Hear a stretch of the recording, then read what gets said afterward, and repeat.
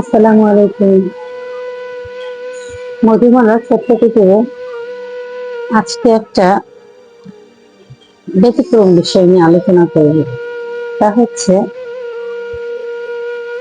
আমি এর আগে একটা ভিডিওতে বলেছিলাম বিনা দোষে জেল খাটি। যেমন সেদিনকে একটা ঘটনা ঘটেছে আমার সাথে।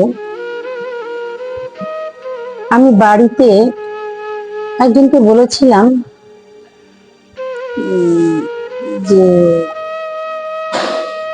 সরি, আগে বলিনি, সে আমাকে ফোন দিয়েছে, ফোন দিয়ে বলল যে দেখ তো আমার জন্য একটা কাজ বাজের ব্যবস্থা করতে পারো কিনা, সিকিউরিটি হোক আর যাই হোক, মোটামুটি একটু থাকার পরে খেয়ে টেয়ে 2 টাকা থাকে।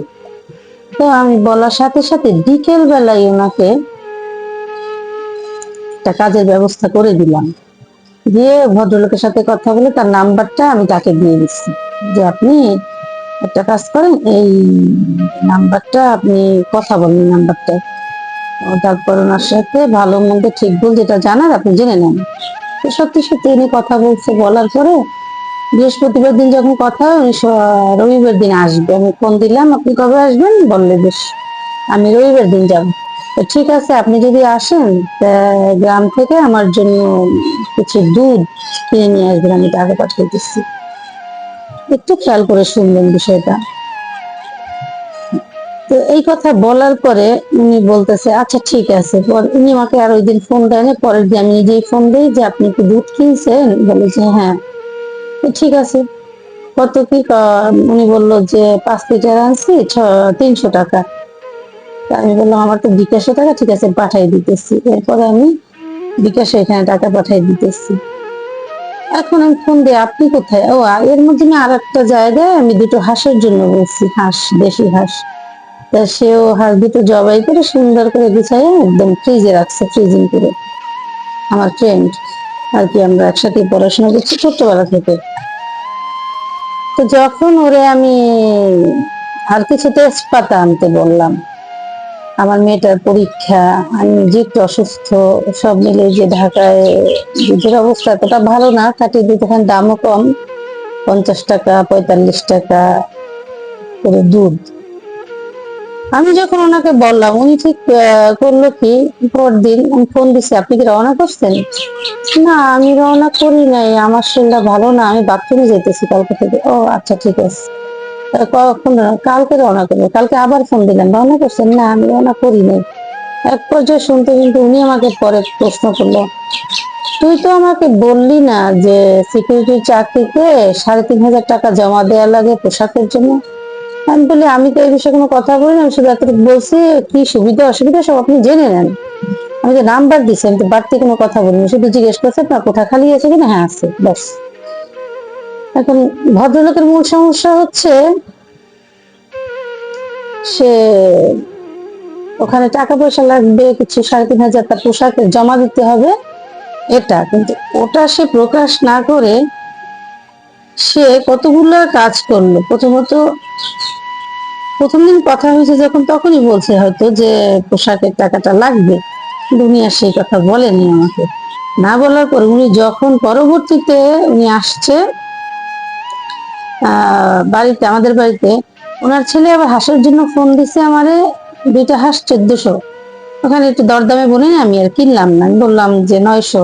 ঠিক আছে, 1000 দিতাম, কিন্তু তার পোষায় না।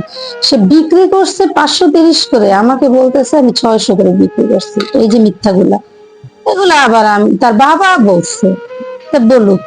কিন্তু পরবর্তীতে আমি যখন তাকে ফোন দেই, না আমার কবে যাওয়া হয় জানি না, তখন আমি তাকে বলছি যে একটা কথা বলি, কাউকে ওয়াদা করার আগে খুব হিসাব করে ভেবে চিন্তে ওয়াদা করবেন।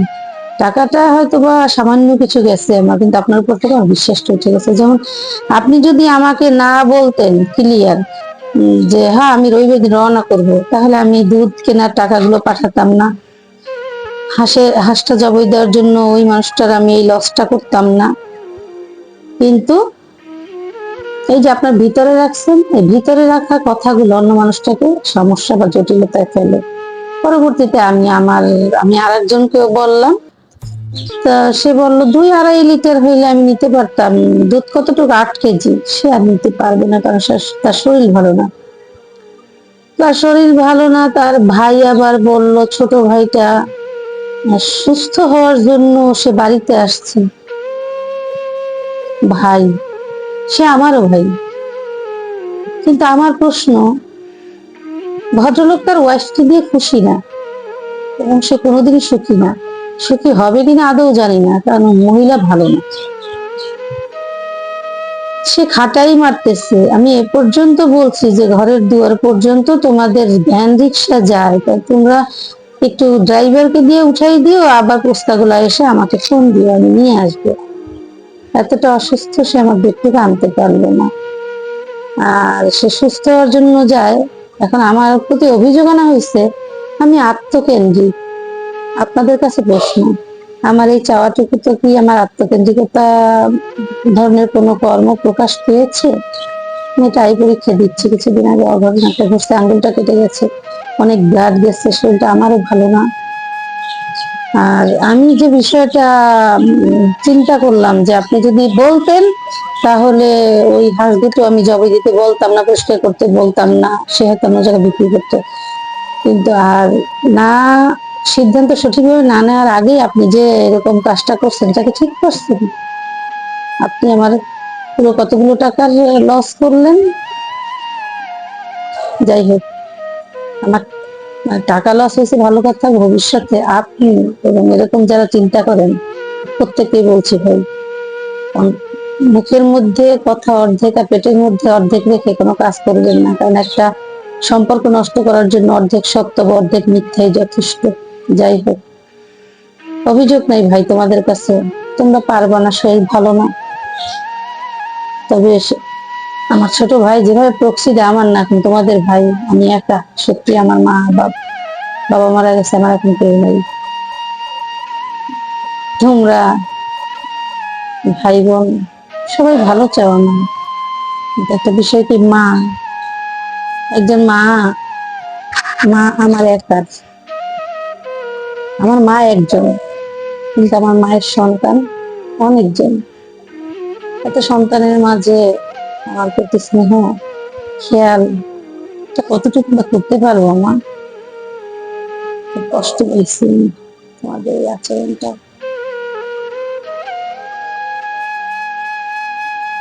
ভালো থাকো মা, প্রাণ করে দেওয়া করে ভাই, তোমরা ভালো থাকো। তবে ওই যে বললাম, উচ্চা মুখ মজ মাগাই, যেই শালার আতালে যাবে ওই শালার ভালাই দেয়। তোমার ওয়াইফকে নিয়ে তোমার কোনোদিন শান্তি হবে না, এটা চিরন্তন সত্য কথা। নারী হয়ে নারী মন্তব্য করতে আমার খুব খারাপ লাগে, তারপরেও বলছি, দেখো তুমি এরকম ধৈর্য ধরে সহ্য করে কতদিন চলতে পারো।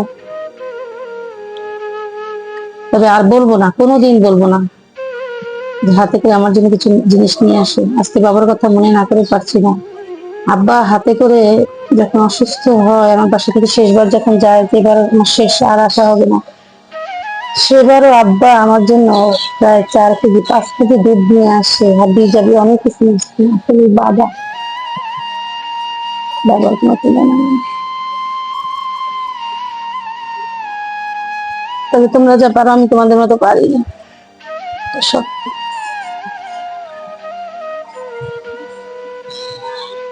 এখানে আমার কি কি ভুল আছে আপনারাই জানিয়ে দিন, কারণ কমেন্টে জানান আপনারা। কারণ আমার মনে আসতেছে না যে এখানে আমার কোনো ভুল বা অন্যায় আমি করছি, আমি আত্মকেন্দ্রিক স্বার্থপরতার কোনো কাজ করছি। তবে চিন্তা করিও না ভাই, 5 কেজি দুধ, ওটা ফ্রেন্ডের বাসায় মাকে খাওয়ার জন্য দিয়েছি। কারণ দুটো হাঁস জবাই করেছে, টাকা নেবে না, টাকা দিতে পারি নাই, আমাকে একটা বিকাশ নাম্বার সে দেয় নাই। আর দ্বিতীয় কথা হচ্ছে, ওর জন্য আমি কিছু জিনিস আবার গিফট পাঠাইছি। দিন থাকতে আমার ভাল লাগে না। আর ওখানে পাঠাইছি প্রায় আটা, চিনি, মুসুর ডাল, এগুলো পাঠাই দিচ্ছি। আমি চিন্তা করি আমার কাছে কেউ কিছু চাইলে কিভাবে দিব, আর তোমরা কি চিন্তা করো আমি জানি না। ওষুধ খাওয়া দেওয়া করি ভালো। এরকম অনেক মানুষ আছে যার বাবার বাড়ি কোনো কদর নাই, সে সুযোগ কদর থাকতে পারে, পারে না।